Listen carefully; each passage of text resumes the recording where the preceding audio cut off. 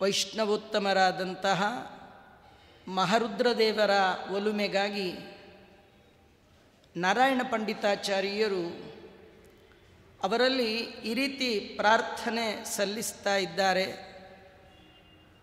ಹೇ ವಾಮದೇವ, ಅಂಜಲಿಯಿಂದ ನಮಃ ನಿನಗೆ ನಮಸ್ಕಾರ ಮಾಡ್ತೇನೆ. ಎಂತಹ ಆ ರುದ್ರದೇವರ ರೂಪ ಅಂದರೆ 5 ಮುಖದ ರುದ್ರದೇವರ ಉಪಾಸನೆ. ಆ 5 ರೂಪ ಮಹೇಶ, ಪುರುಷ, ಅಘೋರ, ವಾಮದೇವ, ಸದ್ಯೋಜಾತ ಅನ್ನುವ 5 ರೂಪ. 5 ರೂಪದಿಂದ ಮನಸ್ಸಿನ ಒಳಗಿರುವಂತಹ 5 ಚಾನ ಮತ್ತು ಯಜಮಾನ ಸಾಧನೆ ಮಾಡುವವ, ಈ 8ರಲ್ಲಿ ಇದ್ದು ಅಹಂಕಾರ ತತ್ವದ ಅಹಮಾತ್ಮನಃ ಅಹಂಕಾರ ತತ್ವಕ್ಕೆ ಅಭಿಮಾನಿಯಾದಂತಹ ಆ ರುದ್ರದೇವರು ನಮ್ಮಲ್ಲಿರುವ ಅಹಂಕಾರವನ್ನು ಕಳೀಲಿ ಅಂತ, ಎಲ್ಲೆಲ್ಲಿದ್ದಾರೆ, ಏನು ಮಾಡ್ತಾರೆ ಇದನ್ನು ತಿಳಿದು ಭಜಿಸುವುದೇ ಸ್ತೋತ್ರ. ರುದ್ರದೇವರು ಇಂಥ ಕಡೆಯಲ್ಲೆಲ್ಲ ಇದ್ದಾರೆ. ಇಲ್ಲೆಲ್ಲ ನಮಗೆ ಬರಬಹುದಾದ ಅಹಂಕಾರಗಳನ್ನು ಅಲ್ಲಲ್ಲೇ ಕಳಿ. ಹಗಲು ಬರುವ ಅಹಂಕಾರ ಸೂರ್ಯನಲ್ಲಿದ್ದು ಕಳಿ, ರಾತ್ರಿಯಲ್ಲಿ ಬರುವಂಥ ಅಹಂಕಾರ ಚಂದ್ರನಲ್ಲಿದ್ದು ಕಳಿ. ಯಜಮಾನ ಕಷ್ಟಪಟ್ಟು ಅನೇಕ ಸಾಧನೆಗಳನ್ನು ಮಾಡ್ತಿರ್ತಾನೆ. ಸಾಧನೆ ಮಾಡ್ತಾ ಮಾಡ್ತಾ ನಾನು ಮಾಡಿದೆ ಅಂತ ಬಂದರೆ ಹೋಯಿತು. ಆ ಅಹಂಕಾರ ಬಾರದ ಹಾಗೆ ನೀನು ಮಾಡು. ಭೂಮಿಯಲ್ಲಿ ಇದ್ದು, ನೀರಿನಲ್ಲಿದ್ದು, ಬೆಂಕಿಯಲ್ಲಿದ್ದು, ಗಾಳಿಯಲ್ಲಿದ್ದು, ಆಕಾಶ ಅಂದರೆ ಅವಕಾಶ. ನಮಗೆ ಸಾಧನೆಗೆ ಅವಕಾಶವನ್ನು ಕಲ್ಪಿಸಿಕೊಡುವವನೇ ಅವನು.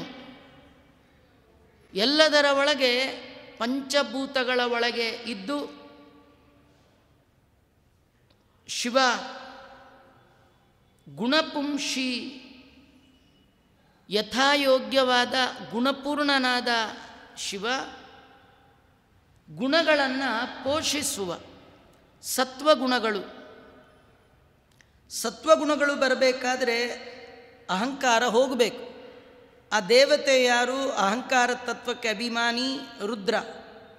ಅವ ಅನುಗ್ರಹ ಮಾಡಿದ್ರೆ ನಮಗೆ ವಿನಯವೇ ಮೊದಲಾದ, ಸೌಶೀಲ್ಯವೇ ಮೊದಲಾದ, ಸಜ್ಜನಿಕೆಯೇ ಮೊದಲಾದ ಗುಣಗಳು ಬರುತ್ತೆ. ಸೃಷ್ಟಿಗೆ ಮೊದಲು 3 ಗುಣಗಳು, ತ್ರಿಗುಣಾತ್ಮಕವಾದ ಒಂದು ಪ್ರಕೃತಿ ಇತ್ತು. ಆ ಪ್ರಕೃತಿಯಿಂದ ಮಹತ್ತತ್ವದ ಸೃಷ್ಟಿ. ಆ ಮಹತ್ತತ್ವ ಮತ್ತು ಪ್ರಕೃತಿಯ 3 ಸತ್ವ, ರಜ, ತಮೋ ಗುಣಗಳು, ಇದು ಎಲ್ಲ ಸೇರಿ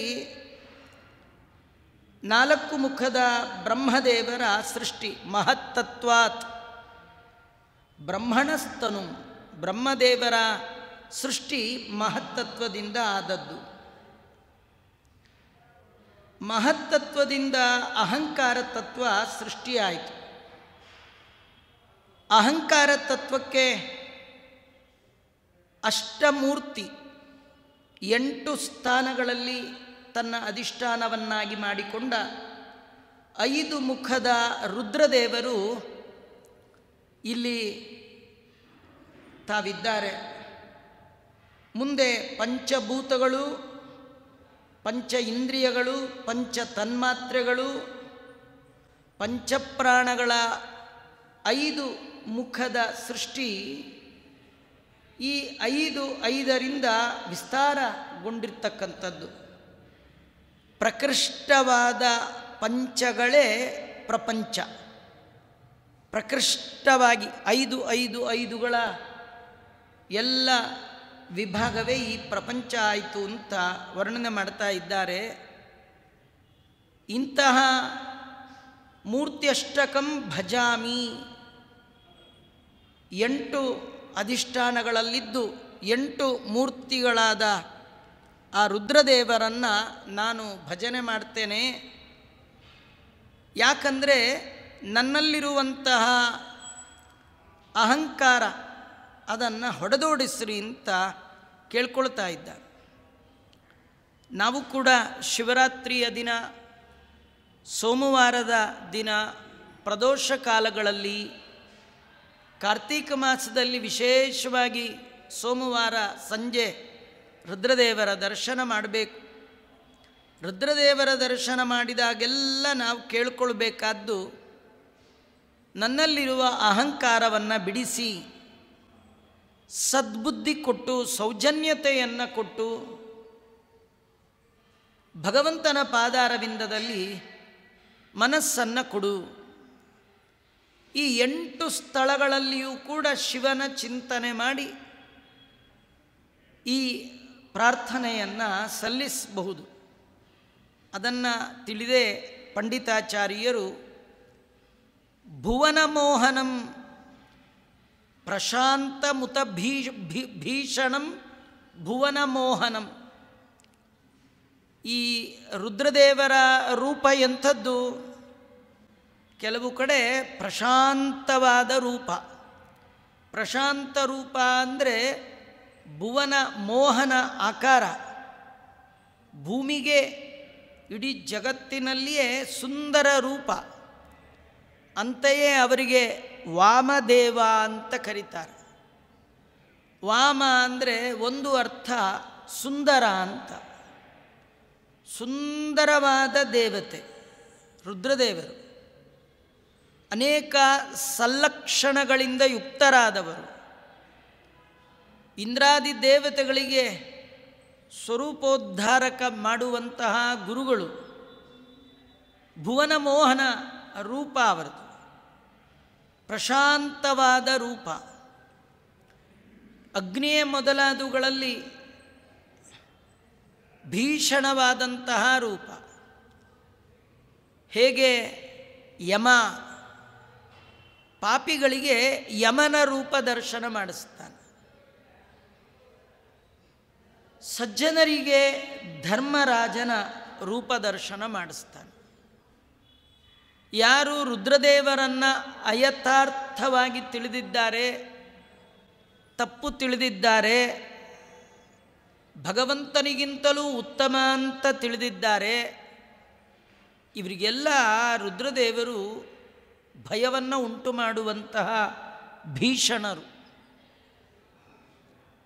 ಯಾರು ಅವರನ್ನು ಈ 8 ಕಡೆಗಳಲ್ಲಿ ಇರುವಂತಹ ರುದ್ರದೇವರನ್ನು ಭಜನೆ ಮಾಡ್ತಾ ಇದ್ದಾರೆ, ಅವರ ವಿಷಯದಲ್ಲಿ ಪ್ರಶಾಂತರಾಗಿದ್ದಾರೆ, ಗುಣವೇ ದೇಹವಾಗಿ ಉಳ್ಳವರು, ಅಂತಹ ರುದ್ರದೇವರನ್ನು ಈ ಪದ್ಯದಲ್ಲಿ ಸ್ತೋತ್ರ ಮಾಡಿದ್ದಾರೆ. ಮುಂದೆ ವಿಮುಕ್ತಿ ಪರಮಾಧ್ವನಾಂ ತವ ಷಡಧ್ವನಾಮಾಸ್ಪದಂ ಪದಂ ನಿಗಮ ವೇದಿನೋ ಜಗತಿ ವಾಮದೇವಾದಯಃ ಕಥಂಚಿದುಪಶಿಕ್ಷಿತ ಭಗವತ್ಯೈವ ಸಂವಿದ್ರತೆ ವಯಂತು ವಿರಲಾಂತರಾಃ ಕಥಮುಮೇಶ ತನ್ಮನ್ಮಹೇ. ಇಲ್ಲಿ ರುದ್ರದೇವರನ್ನು ಪಂಡಿತಾಚಾರ್ಯರು ಸ್ತೋತ್ರ ಮಾಡ್ತಾ ಹೇಳ್ತಾರೆ, ನಿಮ್ಮನ್ನು ತಿಳಿಯೋದು ಅಷ್ಟು ಸುಲಭ ಸಾಧ್ಯ ಅಲ್ಲ. ರುದ್ರದೇವರು ಎಲ್ಲರಿಗೆ ಅರ್ಥ ಆಗೋಲ್ಲ. ನಿಗಮವೇದಿನಃ, ಯಾರು ಚೆನ್ನಾಗಿ ವೇದಾಂತವನ್ನು ತಿಳಿದಿರ್ತಾರೋ ಅವರಿಗೆ ಆಸ್ಪದಂ ಪದಂ ತವ ಪದಂ ಆಸ್ಪದಂ, ನಿನ್ನ ರೂಪ, ನಿನ್ನ ಗುಣ, ನಿನ್ನ ಕ್ರಿಯಾ ಚೆನ್ನಾಗಿ ಅಧ್ಯಯನ ಮಾಡದವರಿಗೆ ತಿಳಿಯುವಂಥದ್ದಲ್ಲ. ನಿನ್ನ ರೂಪ ಅಂಥದ್ದು. ಹಾಗಾದರೆ ನಿನ್ನನ್ನು ತಿಳಿದವರು ಯಾರು? ವಾಮದೇವಾದಯ, ವಾಮದೇವರೇ ಮೊದಲಾದ ಮಹಾಮಹಾಜ್ಞಾನಿಗಳು ನಿನ್ನಿಂದ ಶಿಕ್ಷಿತರಾಗಿ, ನಿನ್ನಿಂದ ಉಪಕೃತರಾಗಿ, ನಿನ್ನಿಂದಲೇ ನಿನ್ನ ಜ್ಞಾನವನ್ನು ಪಡೆದು ಯಥಾಯೋಗ್ಯವಾಗಿ ತಿಳಿದಿದ್ದಾರೆ. ಅಷ್ಟು ಕಷ್ಟನ ರುದ್ರದೇವರನ್ನು ತಿಳಿಯೋದು ಅಂದರೆ. ಅದು ಹೇಳ್ತಾರೆ, ವಿಮುಕ್ತಿ ಪರಮಾತ್ಮನಾಂ ತವ ಷಡದ್ವ ನಾಮಾಸ್ಪದಂ ಪದಂ. ವಿಮುಕ್ತಿ ಪರಮಾಧ್ವನಾಂ, ಮೋಕ್ಷಕ್ಕೆ ಶ್ರೇಷ್ಠವಾದ ಅಧ್ವನಾಂ ಅಂದರೆ ಮಾರ್ಗ ಅಥವಾ ದಾರಿ. ಸಂಸಾರದ ಬಿಡುಗಡೆಯನ್ನು ಹೊಂದಬೇಕಾದರೆ ದೇವರಲ್ಲಿ ಭಕ್ತಿ ಮಾಡಬೇಕು. ಭಕ್ತಿ ಎಂದರೇನು? ನಮ್ಮ ಮನಸ್ಸು ಹರಿಯನ್ನು ಬಿಟ್ಟು ಎಲ್ಲಂದರಲ್ಲಿ ಹರಿದಾಡ್ತಾ ಇದೆ. ಹರಿ ಬಿಟ್ಟು ಹರಿದಾಡುವ ಮನಸ್ಸನ್ನು ಹರಿಯ ಕಡೆಗೆ ಹರಿಸುವುದೇ ಭಕ್ತಿ. ಭಗವಂತನ ಕಡೆ ಮನಸ್ಸು ಹರಿಯುವ ಹಾಗೆ ಮಾಡುವವರು ಯಾರು? ತೈಲಧಾರೆಯಂತೆ ಮನಸ್ಸು ಕೊಡೋ ಹರಿಯಲ್ಲಿ ಶಂಭು. ಹಾಗೆ 6 ಉಪಾಸನಾ ವಿಧಾನಗಳು ಅಂತ ಹೇಳ್ತಾ ಇದ್ದಾರೆ. ರುದ್ರದೇವರನ್ನು ಯಥಾಯೋಗ್ಯವಾಗಿ ತಿಳಿಬೇಕಾದರೆ 6 ದರ್ಶನಗಳು ಗೊತ್ತಿರಬೇಕಂತ. ಷಡ್ದರ್ಶನ. ಅಲ್ಲೆಲ್ಲ ರುದ್ರದೇವರ ಪದ, ಅವರ ಯೋಗ್ಯತೆಯನ್ನು, ಅವರ ಮಹಿಮಾತಿಶಯವನ್ನು, ಅವರ ಗುಣವನ್ನು, ಅವರ ಸ್ವರೂಪ ಬಣ್ಣನೆ ಅಲ್ಲಿ ಮಾಡಿದ್ದಾರೆ. ಯಾವುದು 6 ಮಾರ್ಗಗಳು, ಷಡ್ದರ್ಶನಗಳು? ಸಾಂಖ್ಯ,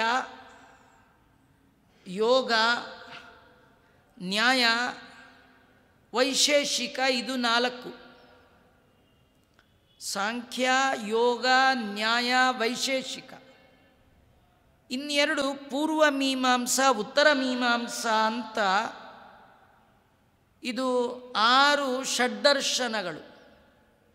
ಸಾಂಖ್ಯ ಮಾರ್ಗದಿಂದ, ಯೋಗ ಮಾರ್ಗದಿಂದ, ನ್ಯಾಯ ಮಾರ್ಗದಿಂದ ತರ್ಕ, ವೈಶೇಷಿಕ ಮಾರ್ಗದಿಂದ ಪೂರ್ವ ಮೀಮಾಂಸಾ, ಉತ್ತರ ಮೀಮಾಂಸವನ್ನು 6 ವಿಧಾನಗಳಲ್ಲಿ ಯಾರು ಅಧ್ಯಯನ ಮಾಡಿರ್ತಾರೆ ಅವರು ಮಾತ್ರ ರುದ್ರದೇವರನ್ನು ಚೆನ್ನಾಗಿ ತಿಳಿದು ಅವರ ಪರಮಾನುಗ್ರಹಕ್ಕೆ ಪಾತ್ರರಾಗಿ ಆ ಕಡೆ ಈ ಕಡೆ ಮನಸ್ಸು ಹರಿಯದೆ ಹರಿಯ ಕಡೆ ಮನಸ್ಸು ಹರಿಯುವ ಹಾಗೆ ಮಾಡಿಕೊಳ್ತಾರೆ.